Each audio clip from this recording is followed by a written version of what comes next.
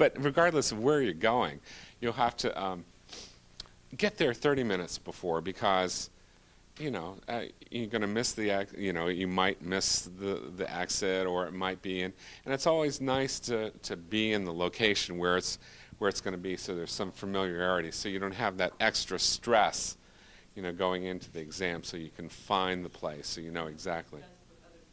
Yeah, and so that you can relax and do some meditation or some relaxation exercises before you go into the exam.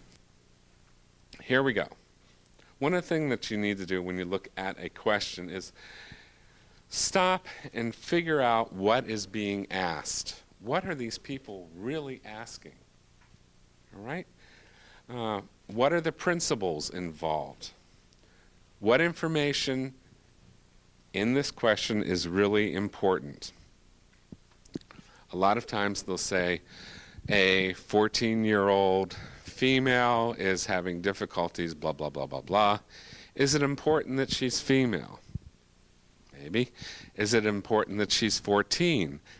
Yes, dear, yes, as opposed to being 18 or 19. So you need to read those questions and figure out what information is important. Why is that? Why did they say that she was a 12-year-old as opposed to an 18? Why is that information? What's important? And also, you need to look at it and figure out what information isn't important. What is stuff that's just thrown in there to make the stem or the question itself longer than it really should be. So you have to really be sort of a detective when you work with these questions and look at them and figuring out what's principles involved, what information is important, and what kind of answer are they looking for. When you look at those questions, do you think all the helping ones are the first 1 through, how many did I say was in helping?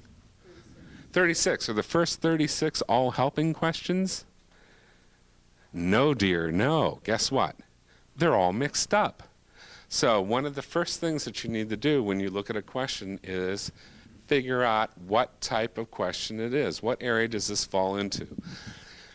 Because if you answer it as a careers question, as opposed to answering it as an ethics question, you're going to find your answers may be different. So you have to figure out what kind of question this is. That's very important.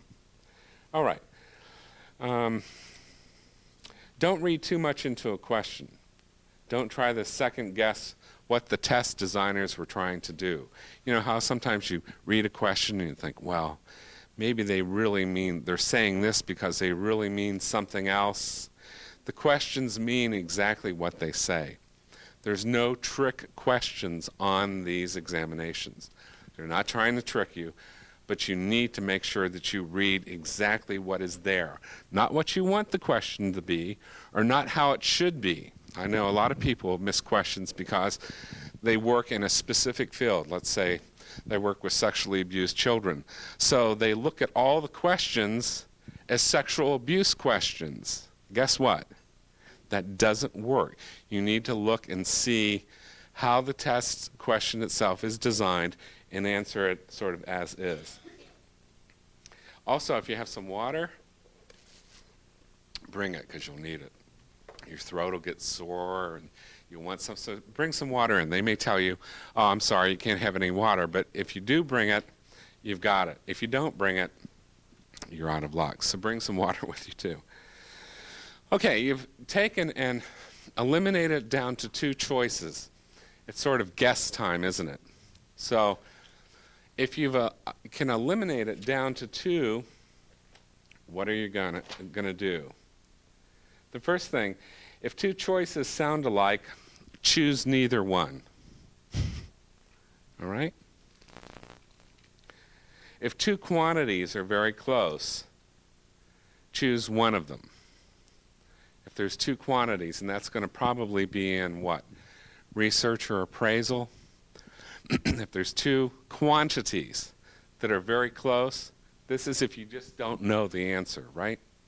This is going to help you get that extra point so that you pass.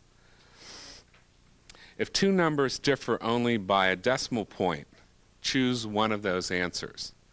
So if one of the answers is 0.01 and the other answer is 0.001, chances are it's going to be one of those two. This is if you can eliminate down. You can eliminate down. If two choices look alike and are formulas or shapes, choose one of them. Okay? So those are some things that will help you if you need to go ahead and